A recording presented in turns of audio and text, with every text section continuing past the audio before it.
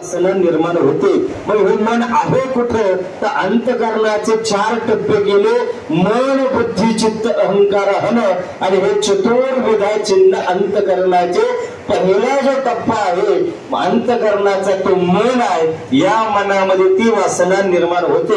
मग चला आता मनाच्या 2 बाजू आहे, एक आहे चांगल्या प्रकारचा विचार आणि दुसरा आहे वाईट प्रकारचा विचार। मग चांगल्या प्रकारचा विचार मनात निर्माण झाला तर सद्वासना निर्माण झाली, आणि वाईट प्रकारचा विचार अंतकरणामध्ये निर्माण झाला तर असंच स्वरूपाची वासना निर्माण झाली। चला कधी कधी आपल्याला चांगलंही करावंसं वाटते आणि कधी कधी आपल्या हातातून वाईटही करावंसं वाटते, त्याला त्या ठिकाणी मिश्र स्वरूपाची वासना असं म्हणतात। वेदांत दर्शनाने 2 प्रकारच्या वासनेचं आपल्याला त्या ठिकाणी उदाहरण दिलं, पण विश्वमाऊली ज्ञानोबा आहे ज्ञानेश्वरीच्या माध्यमातून तुमच्या आमच्या पुढे 3 प्रकारच्या वासना ठेवतात। एक आहे सद्वासना, दुसरी आहे असत स्वरूपाची वासना, आणि तिसरी आहे मिश्र स्वरूपाची वासना। आणि या वासनेमुळे तुम्हाला आम्हाला जन्म आहे, जन्म घेणे लागे वासनेच्या संगे, यम यम वापे स्वर्णम भावम तजत्यंते कलेवरम तम तमेवैति कोणते सदा तद्भाव भाविताः। आणि म्हणून त्या ठिकाणी 3 कारण आपण जन्माची पाहिली, एक आहे कर्म, दुसरा आहे पाप आणि तिसरा आहे त्या ठिकाणी वासना। आणि मग आता कर्म सिद्धांत या देहाला आहे, जन्माला आलेल्या प्रत्येक सजीव देहाला कर्म सिद्धांत आहे, निर्जीव देहाला किंवा निर्जीव वस्तूला कर्म सिद्धांत नाही। मग कर्म सिद्धांत फक्त सजीव सृष्टीमध्ये जन्माला आलेल्या सजीव देहाला आहे, आणि म्हणून कर्म सिद्धांत हा माणसाला आहे। आणि मग कर्म म्हणजे काय तर कर्माची खूप सोपी व्याख्या, कर्म म्हणजे शरीर, मन आणि वाणी याच्याद्वारे केलेलं कोणत्याही प्रकारचं काम। मग शरीरानं केलेलं काम, त्या ठिकाणी मनानं केलेला विचार आणि वाचेनं बोललेला शब्द याला कर्म असं म्हणतात। पण त्याच्यामध्ये काही कर्म आहे, दुसरं वाचिक कर्म आहे आणि तिसरं मानसिक स्वरूपाचं कर्म आहे। मग कर्मानं जर चुकीचं घडलं तर माणसाच्या हातातून कोणत्या तरी स्वरूपाचं पाप घडतं। मग त्या पापाचे 3 प्रकार आहेत, त्यामध्ये एक आहे कायिक पाप आहे, दुसरं वाचिक पाप आहे आणि तिसरं मानसिक पाप आहे। मनामध्ये चुकीचा विचार केला तर मानसिक स्वरूपाचं पाप आहे। या शरीराने कोणत्याही प्रकारचं चुकीचं काम केलं तर ते त्या ठिकाणी कायिक स्वरूपाचं पाप आहे। आणि या मनामध्ये या वाचेने एखादा चुकीचा शब्द बोलला तर त्या ठिकाणी ते वाचिक स्वरूपाचं पाप आहे। मग कर्म सिद्धांत 5 प्रकारचे आहे, एक आहे नित्य कर्म, दुसरा आहे नैमित्तिक कर्म, तिसरा आहे काम्य कर्म, चौथा आहे संचित कर्म आणि 5वा आहे निश्चित स्वरूपाचं कर्म। मग आता नित्य कर्म म्हणजे काय तर आपण जो काही रोज काम करतो त्याला त्या ठिकाणी नित्य स्वरूपाचं कर्म म्हणतात। नैमित्तिक स्वरूपाचं कर्म म्हणजे काय तर वर्षभरामध्ये एखाद्या वेळी धार्मिक स्वरूपाचं काम केलं जातं। उदाहरणार्थ पितृपक्षामध्ये एकदा श्राद्ध आहे, वर्षभरातून एकदा श्राद्ध केलं जाते, वर्षभरातून एखाद्या वेळी धार्मिक स्वरूपाचं काम केलं जातं, नैमित्तिक स्वरूपाचं कर्म आहे। तिसरं कर्म आहे काम्य स्वरूपाचं कर्म म्हणजे काय नोकरी करणं, व्यापार करणं, शेती करणं। चला याचं उदाहरण गीतेने दिलं, काहीतरी फळ मिळालं पाहिजे, त्या फळाच्या अपेक्षेनं केलेलं जाणारं कर्म आहे, केलेली कृती आहे, त्याला ठिकाणी काम्य स्वरूपाचं कर्म म्हणतात। ते तुम्ही आम्ही सर्वजण ते काम्य स्वरूपाचं कर्म करतो। आता 4थं कर्म आहे संचित स्वरूपाचं कर्म।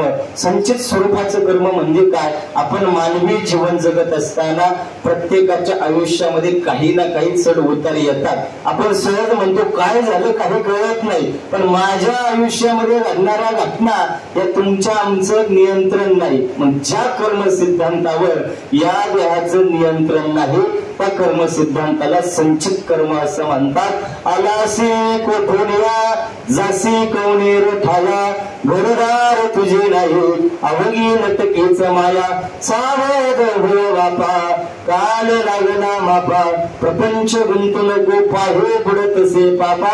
संचित कर्म म्हणजे काय जे काल घडलेलं आहे त्याला संचित कर्म म्हणतात, जे आज घडत आहे त्याला क्रियामान असं म्हणतात। कालचं शिल्लक आहे, आजचं शिल्लक आहे, उद्या जे घडणार आहे त्याला प्रारब्ध कर्म असं म्हणतात. मग सोपं आहे. जर तुमचा कालचा दिवस चांगला गेलेला असेल, हातातून चांगल्या प्रकारचं कर्तव्य घडलं असेल, आजही चांगल्या प्रकारचं कर्तव्य घडत असेल, तर निश्चित ज्ञानोबा महाराज म्हणतात उद्या म्हणजे प्रारब्ध हे तुमच्या आमच्या करता चांगलंच आहे. म्हणून प्रारब्ध हे कर्म सिद्धांतावर अवलंबून आहे. आणि म्हणून मानवी जीवन जगत असताना वारकरी संप्रदायाच्या संत महात्म्यांनी, साधू संतांनी तुमच्या आमच्या पुढे हाच सिद्धांत ठेवलेला आहे की आपण मानवी जीवन जगत असताना आपला कालही चांगला गेलेला पाहिजे आणि आजही आम्ही चांगल्याच प्रकारचा घालवला पाहिजे. किम कर्म किम अध्यात्म. आणि म्हणून त्याला संचित कर्म म्हणतात. पाचव्या प्रकारचं कर्म आहे निषिद्ध स्वरूपाचं कर्म. निषिद्ध म्हणजे काय? ज्याचा वेदांतानं निषेध केला, वारकरी संप्रदायानं निषेध केला.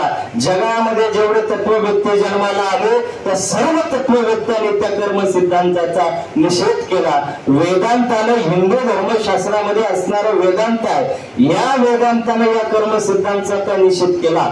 माणसाच्या जन्माला आल्यानंतर तुम्ही अशा प्रकारचे कर्तव्य करू नका. वेदांत दर्शनामध्ये एक श्लोक आला, धृतंच मासम मदिराच वेश्या मृगार्थ चौर परदार सेवा यताने सत्य व्यसनाने लोके आणि घोराते घोरम नरकम नयंते. पहिला आहे धृत म्हणजे जुगार. जुगार खेळू नका, वेदांताचं म्हणणं आहे. धृतंचं मांस म्हणजे मांसाहार, हा शरीराला त्या ठिकाणी घातक आहे. आणि म्हणून तुकोबाराय म्हणतात युक्त आहार विहार नेम इंद्रियासी सार आणि नसावे वासर निद्रा बहु भाषण. धृतंचं मांस मदिरा म्हणजे व्यसन. आणि म्हणून त्या ठिकाणी चुकीच्या प्रकारचं कर्तव्य आहे. अशा प्रकारचे कर्तव्य माणसाच्या हातातून घडू नये हे साधू संतांनी नियम तुम्हाला आम्हाला घालून दिलेला आहे. आणि म्हणून आगा कर्मे जे उरावे ते सुख दुःखी फळावे तया ते भोगावया यावे देहा एका. आणि म्हणून कर्म सिद्धांत माणसाच्या देहाला आहे. आणि म्हणून एक महत्वाचा दृष्टांत श्रीमद भागवताच्या स्कंद पुराणामध्ये आला. एकदा एका राजाच्या दरबारामध्ये चोरी झाली. लक्ष द्या, राजाच्या दरबारामध्ये चोरी झाली. चोरांनी धन चोरलं आणि चोर आता ते धनाचं गाठोडं अंगावर खांद्यावर घेतलं आणि पळत आहे. आता मात्र त्या चोरांचा पाठलाग राजाचे सैन्य करतात. चोरांनी अंगावर खांद्यावर ते गाठोडं घेतलं. ते गाठोडं घेऊन त्या ठिकाणी चोरांना आता पळणं अशक्य झालं. आता मात्र एका ठिकाणी त्या ठिकाणी ऋषींचा आश्रम लागला. ऋषींच्या आश्रमाचं नाव आहे मांडव्य ऋषींचा आश्रम. चोर त्या आश्रमामध्ये जातात, धन त्या ठिकाणी ठेवतात. चोर मात्र आता निघून जातात. राजाचे सैन्य पाठलाग करत करत करत मांडव्य ऋषींच्या आश्रमामध्ये हजर होतात. चोरांनी टाकलेलं धन राजाच्या सैन्यांनी पाहिलं. आता राजाच्या सैन्यांचा ग्रह झाला की मांडव्य ऋषी चोर आहे. राजाचे सैन्य कोणत्याही प्रकारचा विचार विनिमय करत नाही.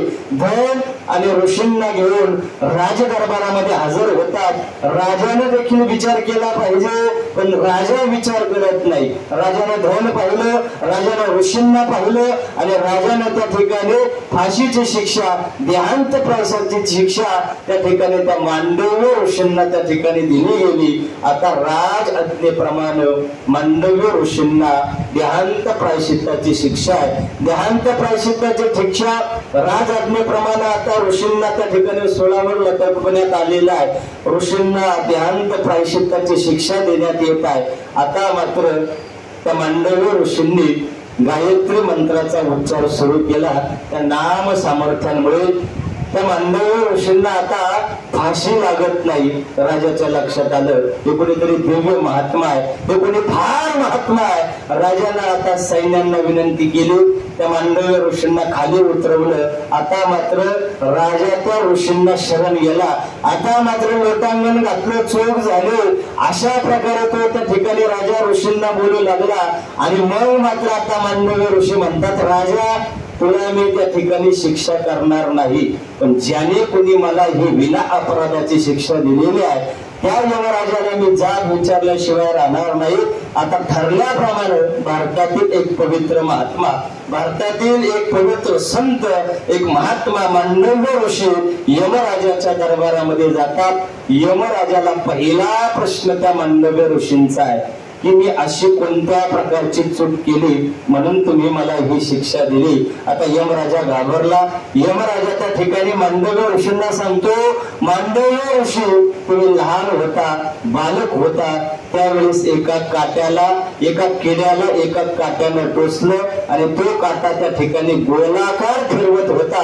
त्या कृतीबद्दलची ही शिक्षा आहे. आता मात्र मांडव्य ऋषी त्या राजाला शास्त्राची आज्ञा सांगतायत की मी जर बाल्य अवस्थेमध्ये पाप केलं होतं तर शास्त्र असं म्हणतं की एखाद्या बालकाकडून अज्ञान अवस्थेमध्ये, लहान अवस्थेमध्ये, बाल्य अवस्थेमध्ये जर एखादी कृती किंवा पाप घडलेला असेल तर त्याची शिक्षा त्याला ही स्वप्नामध्ये द्यायची असते.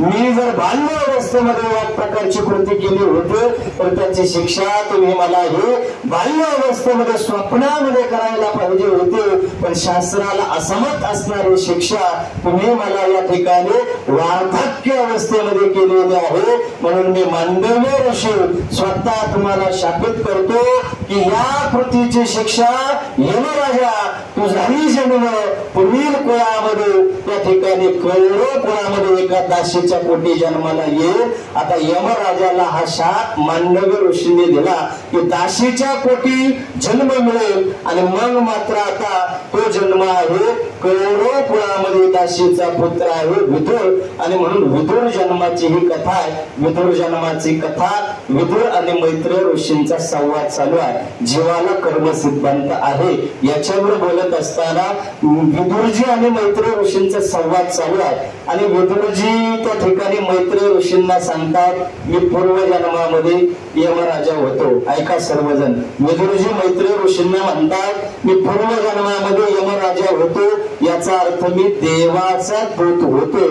त्या जन्मामध्ये माझ्याकडून वाईट प्रकारचं काम घडलं आणि म्हणून मला माणसाचा म्हणजे विदुराचा म्हणजे सामान्य माणसाचा जन्म मिळालेला आहे. आणि या सामान्य माणसाच्या जन्मामध्ये जर माझ्याकडून काही चुकीचं घडलं तर माझा जन्म हा पशुचा असेल. आणि पशुचा जन्म काय आहे? पशु काय पाप पुण्य जाणते, उत्तम मध्यम भोग भोगते आणि काय एक उपजता मरते, बैर अन्न होते पांगुळ मुके. आणि म्हणून मला त्या ठिकाणी कर्म सिद्धांताच्या आधारे जरी मानवाचा जन्म मिळाला असेल, या जन्मामध्ये माझ्याकडून कोणत्याही प्रकारचं चुकीचं काम होणार नाही हे खबरदारी घेऊन मला मानवी जीवन त्या ठिकाणी व्यतीत करावं लागेल. हा विदुर आणि मैत्रेय ऋषींना दिलेला संदेश आहे आणि तो संदेश या माध्यमातून आपल्या पुढे आहे. आणि म्हणून 4 प्रकारचे वर्ग आपल्याला पाहायला मिळतात. पहिला वर्ग आहे त्या ठिकाणी राक्षस, दुसरा वर्ग आहे त्या ठिकाणी पशु, आणि तिसरा वर्ग आहे त्या ठिकाणी मानव, आणि चौथा वर्ग आहे साधूचा आणि देवाचा, संताचा किंवा देवत्वाचा चौथा वर्ग आहे. मग आता पहिला जो वर्ग आहे तो आहे त्या ठिकाणी राक्षस. मग आता हे राक्षसाचं वर्णन आलं. मग आता हे राक्षस कुणाला म्हणतात बाबांनो, तर त्याचं भगवान परमात्मा शिवजी आणि त्या ठिकाणी माता पार्वतीचा संवाद क्षीरसागरावर चालू आहे. आणि भगवान शिवजी माता पार्वतीला त्या ठिकाणी राक्षसाचं वर्णन सांगतात. आणि ते वर्णन रामचरित्र मानसामध्ये गोस्वामी तुलसीदासांनी लिहिलेलं आहे. राक्षस कोणाला म्हणतात तर 11 विकला रूप धारण केलेली माणसं यांना राक्षस म्हणत नाही. फार अवघडे पण ऐका. मग माणसाचा जन्म मिळालेला आहे पण त्या ठिकाणी कृती चुकीची झाली. का कृती चुकीची झाली तर वृत्ती चुकीची आहे आणि वृत्ती चुकल्यामुळे हातातून कृती चुकीची घडलेली आहे. आणि म्हणून माणसाच्या वृत्तीत बदल व्हावा हा प्रयत्न आमच्या वारकरी संप्रदायाने आपल्या पुढे केलेला आहे. आणि म्हणून बाळ खल बहु चोर जवारा जो लंपट पर धन परदारा मानवी मातृ पितनय देवा साधू सन करवावी सेवा जिनके आचरण भवानी जाने वो सब निशिचर सब प्राणी बाद खल चोर जुवारा खल म्हणजे राक्षस कोण आहे ज्याच्या हातातून चोरी घडली तो राक्षस आहे मानव ही मातू आईची सेवा जीवनात घडली नाही पितृही देवा वडिलांची सेवा आयुष्यात घडली नाही साधू ईसन करवावी सेवा एखाद्या महात्म्याची सेवा साधूची सेवा संताची सेवा जीवनामध्ये घडली नाही तो त्या ठिकाणी मनुष्य नसून राक्षस आहे साधू संताची निंदा केली हरिभक्ताची स्तुती नाही केली आणि तेने वाचा पंग झाले एका जनार्दनी कृपा लादली गा मुका झालो वाचा गेलो त्याचं नाव आहे तो त्या ठिकाणी राक्षस आता दुसरं वर्णन आलं पशु म्हणजे काय तर पशुची व्याख्या आहे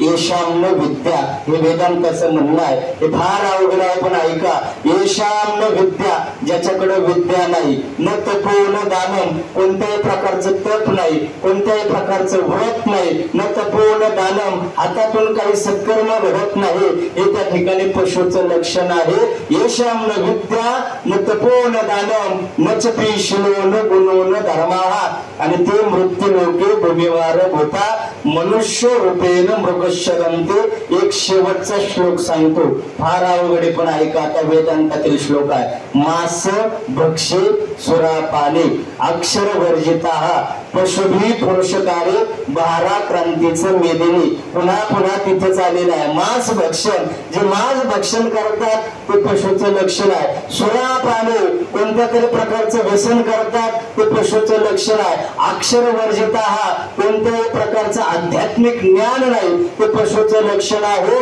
मांस भक्षे सुरापाने अक्षर वर्जिता पशुभी पुरुषकारे 12 क्रांतीचं मेदिनी आणि म्हणून आपल्याला सामान्य स्वरूपातून मानवाचा देह मिळालाय म्हणून चांगल्या प्रकारचे कर्तव्य आपल्या हातातून घडावे हा संदेश तुम्हाला आम्हाला संत महात्म्यांनी ठेवलेला आहे आणि म्हणून आजच्या या भूमीच्या माध्यमातून ज्ञानोबा म्हणतात विषयांचा पडे पाडू आणि मग माणसाच्या जीवनामध्ये परमार्थ करतो आपण सर्व काही साधना करतो पण तरी म्हणतो माझ्या वाट्याला दुःख आलेलं आहे तर ते दुःख तुमच्या आमच्या वाट्याला काय याचं कारण आम्हाला संतांनी आपल्या पुढे ठेवलं प्रथम केला गर्भेवास काय सांगू ते सायास आणि दुःख रोहिली नवही मास आलो जन्मासे येथवरी त्याच्यामध्ये बालपण गेले नेनता तारुण्य देश विषय व्यथा आणि वृद्धपणे प्रवर्तने चिंता मरे मागू त्या जन्मधरे 5 प्रकारचे विषय आहे एक आहे शब्द दुसरा आहे रूप तिसरा आहे शब्द स्पर्श रूप आणि गंध हे 5 विषय जीवाच्या ठिकाणी आहे आणि या विषयाला जीव बोलण्यामुळे त्याच्या वाट्याला त्या ठिकाणी दुःख येतं मग 5 दृष्टांत ज्ञानेश्वरीमध्ये दिलेले आहेत ते आपण सर्वांनी काळजीपूर्वक ऐका विषयाच्या माध्यमातून पहिला दृष्टांत ज्ञानेश्वरीमध्ये आला हरिण आपण सर्वांनी पाहिलं ते हरिण काय करतं तर ते हरिण पकडण्याकरता जे काही हरिण पकडण्याकरता हरणाची शिकार करणारी माणसं आहेत त्यांना त्या ठिकाणी शिकारी म्हणतात पारधी म्हणतात हे शिकारी करणारे पारधी लोक काय करतात तर एक बीन वाजवतात संगीताचं वाद्य आहे ते बीन त्या ठिकाणी वाजवण्याचं काम करतात आणि ते संगीताच्या तालावर किंवा त्या संगीताच्या आवाजाने ते हरिण लुप्त झाले आता ते हरिण आवाजाच्या दिशेने येतो अगदी टप्प्यात आल्यानंतर आता शिकारी त्याला त्या ठिकाणी बाण मारतो हरिण आता गतप्राण होण्याच्या अवस्थेमध्ये आहे मृत्यूशेवर असणारा हरिण शिकाऱ्याकडे पाहतो आणि शिकाऱ्याला प्रश्न करत ताडण करो माडण करो जगतक दिल में हे प्राण आणि तपतक दिन बजाव मृत्यूशेवर असणाऱ्या हरणाला देखील शेवटच्या समयाला त्या ठिकाणी विषय सुटत नाही पहिला दृष्टांत ज्ञानोबांनी आपल्या पुढे ठेवला तुमची आमची तशीच अवस्था आहे आम्हाला देखील विषय त्या ठिकाणी सुटत नाही दुसरा दृष्टांत ज्ञानेश्वरीमध्येच आला आहे का मासेमारी करणारे लोक आहे गळाला काहीतरी आम्ही चिटकवतात तो गळ पाण्यामध्ये सोडतात पाण्यामध्ये सोडलेला गळ मासा पाहतो मासा गळ पाहत नाही मासा आमिष पाहतो मासा आमिषावर झडप घालतो परिणाम काय झाला तर माशाला त्या ठिकाणी आमिष मिळालं नाही. माशाला काय मिळालं बोला? माशाच्या गळ्याला गळ गुंतला, मासा त्या ठिकाणी मृत पावला. वास्तविक मला सांगा, खऱ्या अर्थानं माशानं कशावर झडप घातलेली आहे? आमिषावर झडप घातलेली आहे. पण त्या ठिकाणी माशाला आमिष मिळत नाही, माशाच्या गळ्याला गंध गळतो आणि मासा त्या ठिकाणी मृत पावतो. दुसरा विषय त्या ठिकाणी माशाच्या दृष्टांताच्या माध्यमातून ज्ञानोबांनी आपल्या पुढे ठेवलेला आहे. तिसरा दृष्टांत ज्ञानेश्वरीमध्ये आला. हत्ती आपण सर्वांनी पाहिला.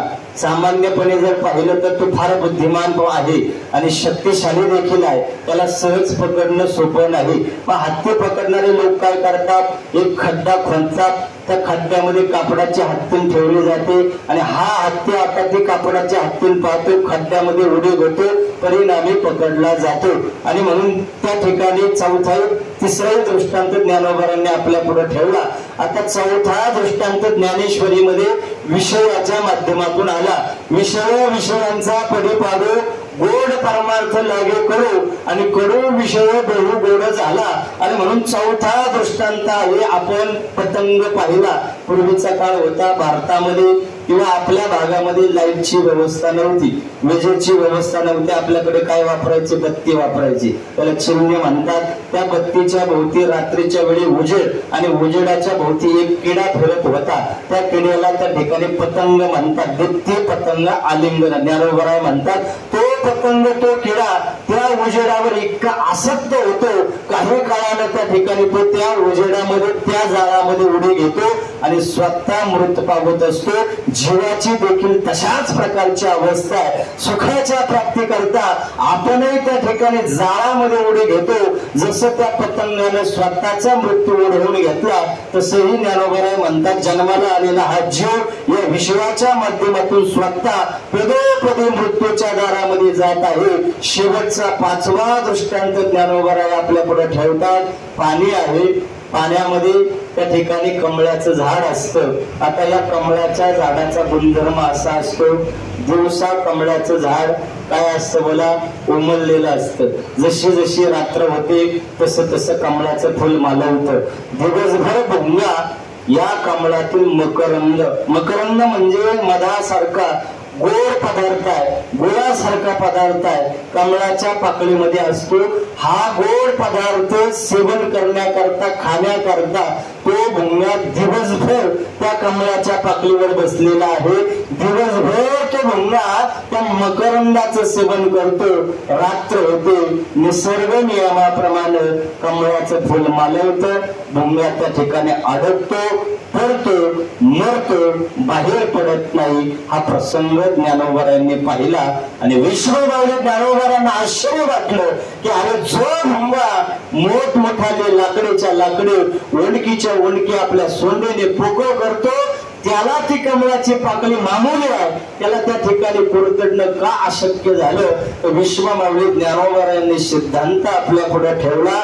त्या ठिकाणी ज्ञानोबराय म्हणतात जैसा भ्रमर भेद कोंडे भलतैसे काष्ट कोरडे परी कलिके माझे सापडे कोवले तेथ उत्तीर्ण होईल प्राणी ते कमल दर चिरून येणे आणि तैसे कठीण कोवळे स्नेह देखा.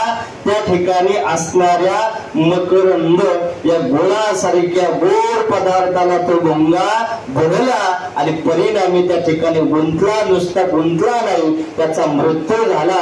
म्हणून त्या ठिकाणी विश्वमाऊली ज्ञानोबराय म्हणतात हा विषय या जीवाला लागू होतो. विषय विषयांचा पडीपाडू आणि गोड परमार्थ लागे कडू आणि कडू विषय जीवाशी बहु गोड झाला. विषय ओढे भुलले जीव आता यांची कोण करील किव न पुजविणारा येणे भाव पाहुणे ठाव नरदेहा कोण सुख धरिले संसारी. आणि म्हणून विषयाची चूर्णी केली आयुष्याची गाळणी आणि म्हणून देव धर्म सांधे पडेले सकळ विषयी गोंधळ गाजत असे दुर्लभ हे अवघे जन आणि नारायणी विन्मुख. आणि म्हणून या विषयामध्ये तुम्ही आम्ही फसलो आणि म्हणून माणसाच्या जीवनामध्ये सर्वात जास्त दुःख या जन्माला आल्यानंतर भोगावं लागतं. दोन दोन मार्ग आपल्या पुढे आहे, एक आहे सांसारिक मार्ग आणि दुसरा आहे परमार्थाचा मार्ग। आता विषयामुळे संसाराचा मार्ग कसा आहे बोला? संसाराचा मार्ग दुःखाचा आहे। कोणता संसार? तर तो तुमचा आमचा भांड्या कुंड्यांचा बायका पोरांचा, त्याला ज्ञानोबा संसार म्हणत नाही। मग संसार म्हणजे काय? तर जन्म आणि मृत्यू यामधील अंतर, त्याला आयुष्य म्हणतात। या आयुष्याला ज्ञानोबा संसार असं म्हणतात आणि तो संसार दुःखाचा आहे। संसारू सागरगा भव दुःखाचे मूळ, जनवादा अंतरोनी माझी केले इंगळ आणि इंद्रिय वज्र घाते तपे वैष्णवली ज्वाल। तो संसार दुःखाचा आहे। मग दुःखाचा असणारा संसार आम्हाला सुखाचा वाटला आणि सुखाचा असणारा परमार्थ माणसाला त्या ठिकाणी दुःखाचा वाटला, कडू वाटला। का?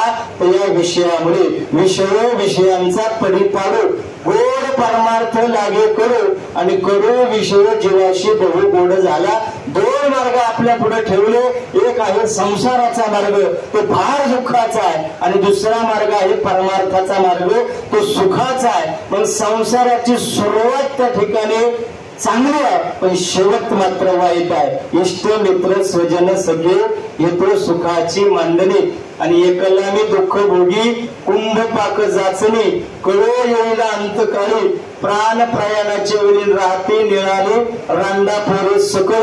संसाराची सुरुवात भले चांगली असेल पण शेवट मात्र वाईट आहे। परमार्थाची सुरुवात कठीण आहे पण शेवट मात्र चांगला आहे। शेवट तो बहु माझा बहु गोड झाला, किंवा यासाठी केला होता अट्टहास, शेवटचा दिवस गोड व्हावा आता निश्चिंतीने पावल विसावा आणि खुंटलिया धावा तृष्णेची। आणि म्हणून हा शेवट गोड होण्याकरता माणसाच्या जन्माला करावं काय लागेल तर त्याचं उत्तर आम्हाला वेदांताला दिलं। माणसानं 100 कामं टाकून भोजन केलं पाहिजे, माणसानं 1000 कामं टाकून स्नान केलं पाहिजे, माणसानं लाख कामं टाकून दान केलं पाहिजे आणि माणसानं कोटी कामं टाकून पांडुरंगाचं विठ्ठलाचं स्मरण भजन केलं पाहिजे। शतम विहाय भक्तव्यम सहस्रस्नानम आचरेत लक्ष विहाय दान्तव्य कोटी तत्व हरे भजे राम राम स्मराधे लाहो करागाट घाला मुळे बंडू आणि संदा वावगिया उपाधी लक्ष लावणे राहा गोविंदिगा।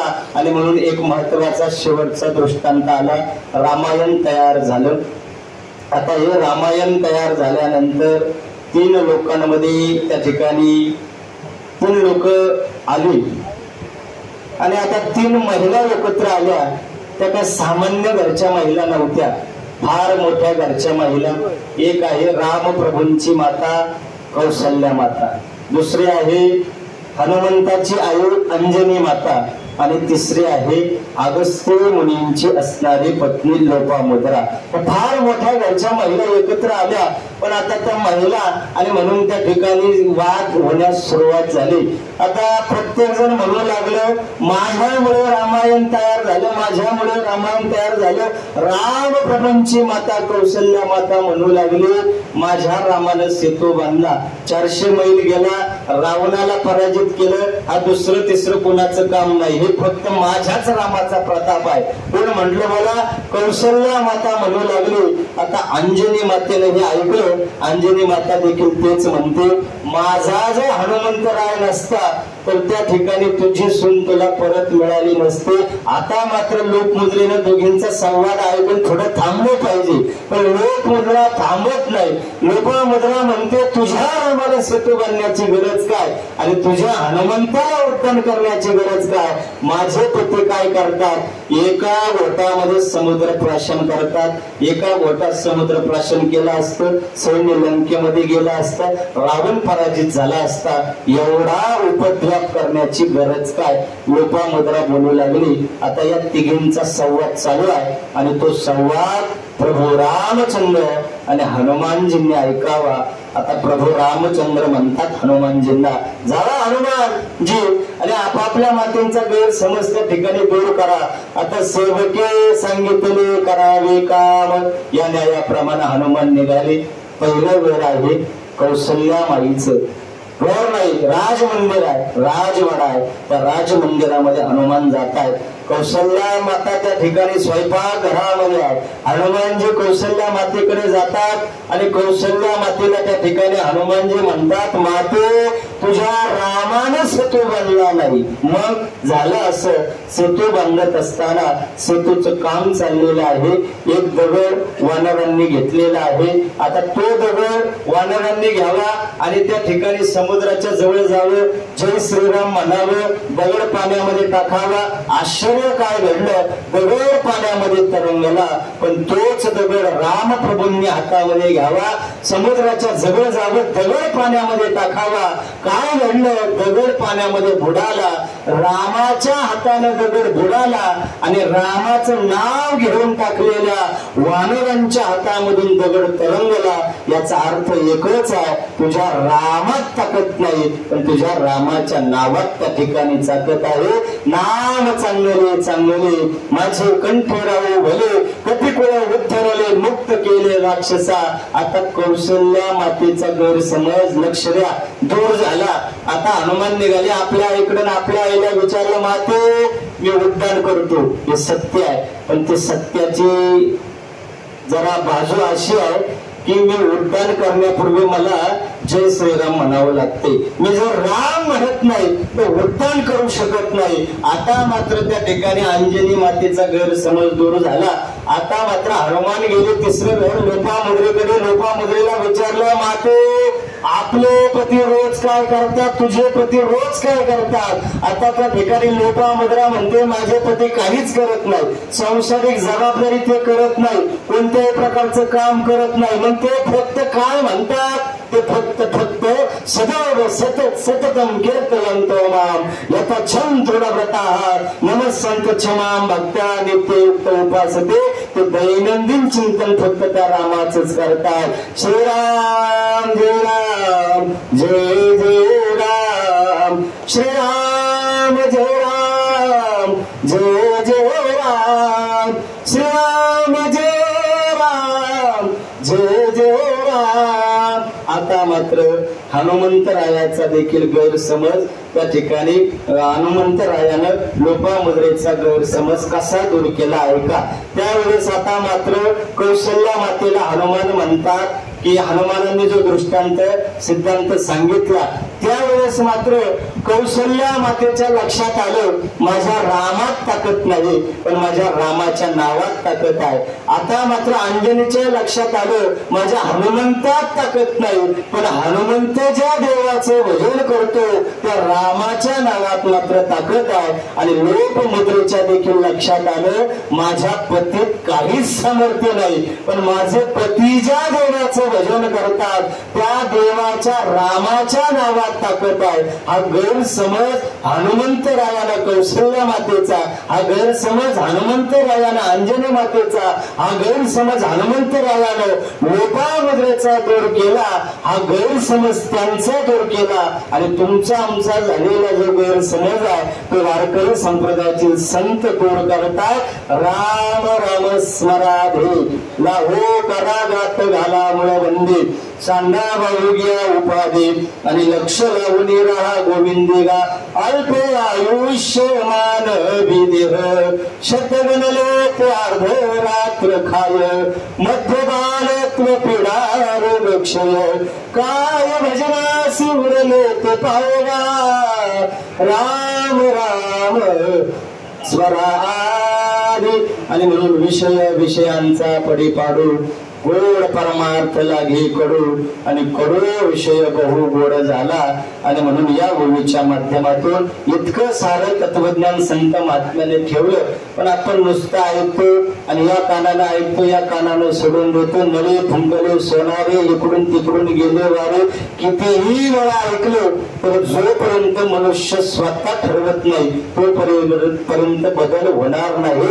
आणि म्हणून वारकरी संप्रदायातील संत महात्मे, कीर्तन परंपरा म्हणजे काय तर कीर्तन परंपरा म्हणजे त्या ठिकाणी तुमच्या आमच्यामध्ये काहीतरी प्रबोधन करून परिवर्तन झालं पाहिजे. आणि म्हणून आमच्या साधू संतांनी हा गेली 700 वर्षापासून अट्टहास केला, पण आपण त्या ठिकाणी समजून घेतलं पाहिजे वारकरी संप्रदायातील तत्वज्ञान, हिंदू धर्मशास्त्रामध्ये असणारे तत्वज्ञान हे आपण समजून घेतलं पाहिजे। याच देव घडे देवाचे भजन आणि ज्ञान नाही पेठे नरघराचे ज्ञाने सचितानंद पदवी घेणे एवढा अधिकार नारायणे कृपावलोकने दुधला। हा अधिकार गाढवांना नाही, हा अधिकार कुत्र्यांना नाही, हा अधिकार पशूंना नाही, हा अधिकार फक्त मानवाच्या जन्माला आला आहे। याच देवी घडे देवाचे भजन। आणि म्हणून एक शेवटचा दृष्टांत आहे, ऐका। एक राजा, आता तो राजा नगराची प्रदक्षिणा करण्याकरता निघाला। त्या राजाकडे फार पायदळ आहे, फार घोडदळ आहे, पण आता तो राजा घोडदळही घेत नाही आणि पायदळही घेत नाही। एक दिवस तो राजा एकटाच निघाला, नगर प्रदक्षिणा करण्याकरता निघाला। आता मात्र एका आड वाटेने चाललेला आहे। आता आड वाटेने जात असताना एक सर्प बांधावरून राजाला चावण्याकरता आला। सर्पानं फणा वळवला। आता मात्र तो सर्प राजाला चावणार एवढ्यात एका लाकूड तोड्यानं पाहिलं, बहरामध्ये त्या ठिकाणी धाव घेतली। एका काठीनं तो सर्प दूर लोटला, राजाचे प्राण वाचले, राजा आनंदी झाला। त्या आनंदाच्या भरामध्ये त्या राजानं त्या लाकूड तोड्याला एक चंदनाची बाग बक्षीस स्वरूपामध्ये दिली। आता मात्र त्या लाकूड तोड्याला फार मोठ्या प्रमाणात आनंद झाला।